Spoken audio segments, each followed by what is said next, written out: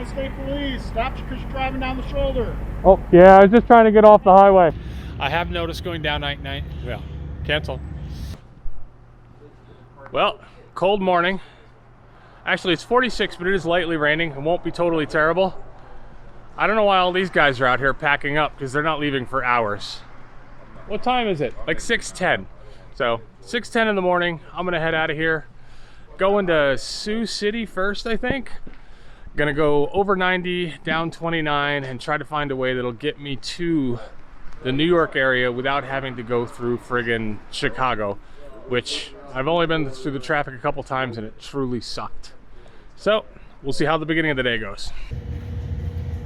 2 hours in, it's in the 40s. Speed limit is 80 miles an hour, so there's a lot of wind chill. Stopping to have chocolate milk, little Tylenol for the pain, and after 2 hours and change, I'm frozen. We're back on the road in just about 10 minutes. 245 miles away from Custer, South Dakota. The sun is not exactly out, but it's better, and temperature has gone up 10 degrees, so it's now in the 50s. And even with the wind, it's not horrible anymore, so enjoying the ride much better. And if the sun keeps coming out, it could actually be halfway decent. Fuel is still terrible though. I'm getting 137 miles to the tank, which is way lower. I was getting almost 175, 180 when riding around Custer. So it's gotten pretty bad, but you gotta pay it because you gotta get where you're going. All right. Welcome to the road here in South Dakota. I really haven't been able to record anything because up until now I've had to wear my heavy gloves, and I really need my smaller ones like this to enable me to use my camera. I just can't hit the button with the big ones. So I am not on I-90 going back to New York as planned. I have decided to go down 29, onto 20, and then onto Interstate 80, which I could take back to New York. The reason for that is it is cold as hell in the north, and by dropping from 90 down to 80, it looks like I'll pick up 10 degrees, and man, I could really use that 10 degrees, especially in the morning. I mean, now I'm only an hour south of 90, maybe not even that, and it's already 65 degrees, and when I was last on 90 it was 60 even. So I'm enjoying the extra temperature. There's actually more sunlight here. It is going to add a couple of hours to my trip. The speed limit's not as high. It's a couple more miles. But it was getting pretty uncomfortable doing the speed limit of 90 that you need to maintain in the 50s and even in the 40s this morning. Just a bit too cold. So I'll go on a couple of roads I've never been on and enjoy the scenery. Not that right now there's a whole lot of scenery. We're south of Sioux Falls. I'm not sure where this is as far as town names, but the traffic's going fairly well. I have no complaints, and again, I'm 5 degrees warmer than I was an hour ago, and I'm truly enjoying that. Probably pick you back up at the hotel, close this out for the day. Thanks. Okay, 285 miles in with 210 miles left to go to my hotel in Fort Dodge. Gonna be pretty good. I'm really hoping the sun sticks around. It popped up about a half hour ago. It's been great, much warmer. I have noticed going down 90 that the buffeting's getting pretty bad as the winds went from headwinds to from the sides. But I'm hoping that changes now that I'm on 29 going south to, I think, 20. And then I'll take that over to 80. But if the buffeting keeps up, I will have to slow down, and I don't want that. So 600 miles later, I am in Fort Dodge, Iowa. Took me a while. It's been a long day. The weather did improve. While I was on I-90, it was nothing but overcast and mid-50s at best. However, once I got on 29, the temperature started raising. Once I got on 20, it was 10 degrees warmer than when I got off of 90, which was fantastic. I actually had the opportunity to take off a couple of layers and open up the helmet for some air and just have a beautiful, sunny, warm day. Now it is getting dark. I just went out to dinner. It was very cold. I've still got everything strewn around the room I need to deal with. Well, I need to find out what the weather is tomorrow and then deal with the appropriate packing to make sure I have layers that I need, but not too many layers. So, 600 miles in. If this works out for the next 2 days, I'd be home in 3 days. I don't expect that. I still think it's going to take 3+ days simply because I'm really tired. Tomorrow marks 3 weeks of me being out on the bike. So that's 3 weeks of riding every day, averaging over 300 miles. I'm really tired of riding motorcycles right now, and everything is sore. So I don't know if I can do another 1,200 miles over 2 days. But we're going to give it a shot.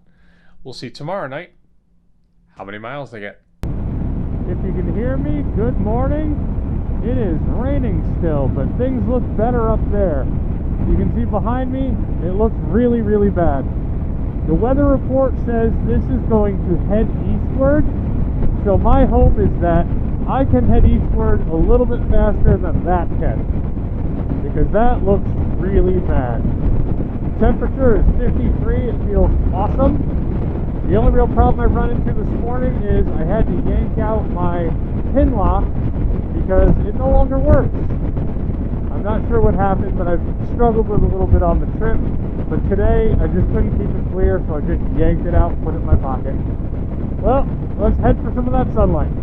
37 miles out, the rain has stopped, getting a lot more clearing. And importantly, I'm in Iowa, and I finally found the cornfields. I was looking for them all day yesterday. I thought Iowa was known for potatoes and corn, and all I saw was wheat. Oh man, I hope the camera can see that, but it is dark. Man, I hope I stay in front of it. Here, caught up with the guy who left before me. This is a gentleman who went up from Virginia into Canada, across Canada, down to Montana, and now he's heading back. He's the one that warned me the storm is going to catch us.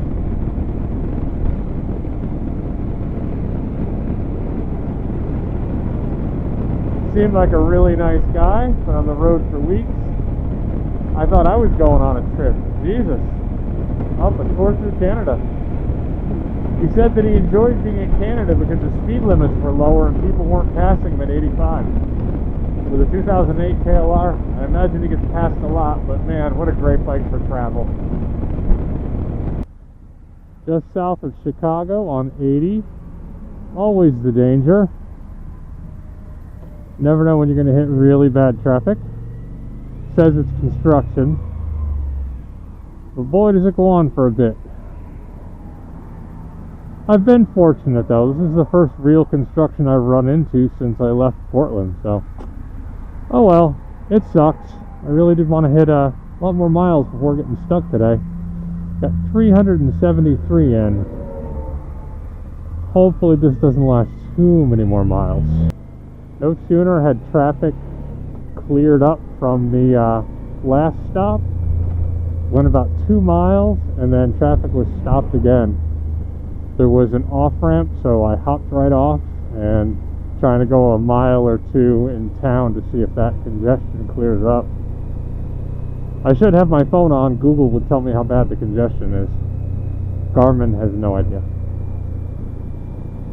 Now I have to decide, get back on the highway or keep moving. Well, the highway appears to be moving now, so we'll try hopping back on.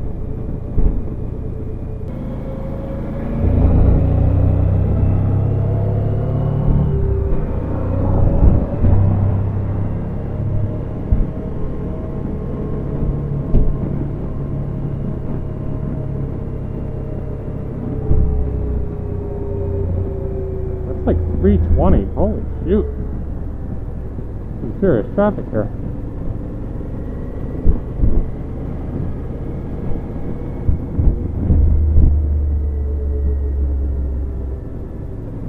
Okay, so I should not have gotten on this soon.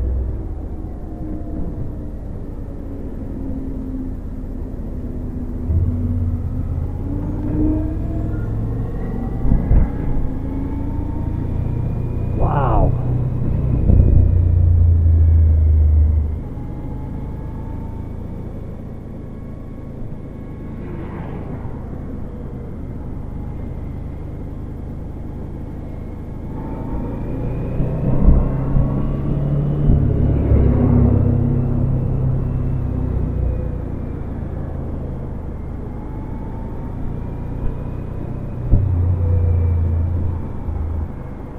Oh, that's pretty neat.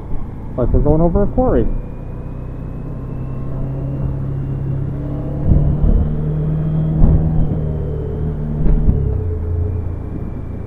Oh, back to the grind. I am 2.5 hours behind schedule from when I started this morning. It has just been a little more traffic than I've had up until this point, but it happens. Part of traveling.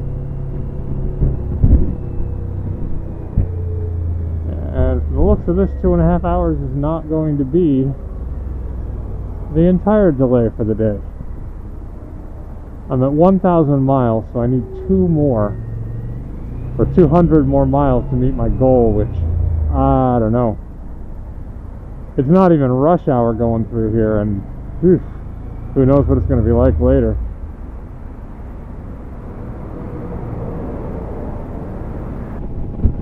I just came into Ohio, and when you pass through the toll booth, all 4 lanes go into this one lane.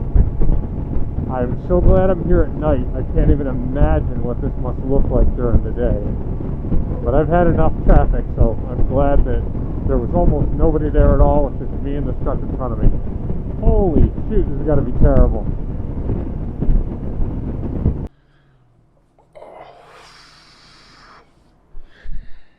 As you've probably seen by the footage, it was a rough day. I mean, the roughest road trip I've ever had. It started out in the cold and the rain, and then when things were looking up and I finally got ahead of the rain, traffic. Just so much traffic. My arms hurt so badly. I spent, I think it was 4 miles. It wasn't stopped traffic. It was going so slowly, though, that I had to use the friction zone for the whole time. I don't think I can feel this hand anymore other than pain. And this hand, from just a little bit of throttle, oh, just a terrible day. And then I got pulled over for doing what a whole bunch of other people were doing, which was heading for the exit because traffic wasn't moving. But the guy was great. Even though it took like 10 minutes, he just said, okay, I'm going to give you a written warning. There's no fine. Have a nice day. And I'm like, have a nice day to you too. Hopefully that footage made it in here. But the good part of today is it's over. And tomorrow is less than 600 miles home. And God, I hope it's not as tough as today. All right, on to sleep, then back on the road. It's raining because, well, it rains every day. Bike is holding up remarkably well. Knock on wood substitute, it will continue to do so. Haven't lost any oil. The temperature's been good except for when I was stuck in traffic for, well, almost an hour using the friction zone. Then it did warm up, but that was to be expected. All right, back on the road. I think I have another 10 hours. Whew. Gotta say though, it's been great. Crossing the country is one hell of an experience, but I am indeed looking forward to it being over, because my body, after 3 weeks of riding every day, it all hurts. Every last muscle is just like, let's get off the motorcycle. All right, let's finish this. Oh, bright and sunny. Welcome to Pennsylvania, the land of beautiful mountains, many national forests, the place where it's a travesty they don't have their own BDR because, well, there's a lot of national forests here, and high gas prices. I am at the least expensive gas I could find, and it was $4.40 a gallon for premium. Oh well, Pennsylvania's always got high fuel taxes. The weather is perfect. These valleys here are keeping the crosswinds down, so I'm just enjoying the afternoon finally. Hundreds and hundreds of miles left to go because Pennsylvania's really long, but having a great day, great time, just riding the VStrom. Can't wait to get home though. It's been a long time coming. The final day was a total of 576 miles. The weather was great, and with a few brief slowdowns for construction, they were very easy miles. I arrived home in New York just after 6 p.m., having ridden a total of 1,890 miles since leaving South Dakota. The ride home took just under 84 hours, which, considering the construction delays on day 2, I did not consider bad at all. I'd like to say that if I had more time or the weather was better, I would have stopped and enjoyed some of the places I passed through. But honestly, after spending time out west, it all looked flat and uninteresting to me. My next cross-country trip will certainly be a more interesting route than pretty much going straight across the northern portion of the country. I hope a few people see this video series and decide to make a cross-country trip themselves. I've been trying to make the time to ride across the country to the Pacific Northwest and back for over 2 years. I've never been able to free up that much time, and when I saw a shade tree surgeon video where he flew to Portland and rode a motorcycle back, well, I started thinking, hey, I could do that. And while it certainly seemed like a bad idea more than once, I could and I did do that. I was able to meet old friends and new, go to states I've only flown over, and have an experience to me that was just priceless. I hope every rider can eventually do the same. Well, thank you for watching one old man act like a kid again. This was irresponsible and reckless, and it was wonderful. Thank you and take care.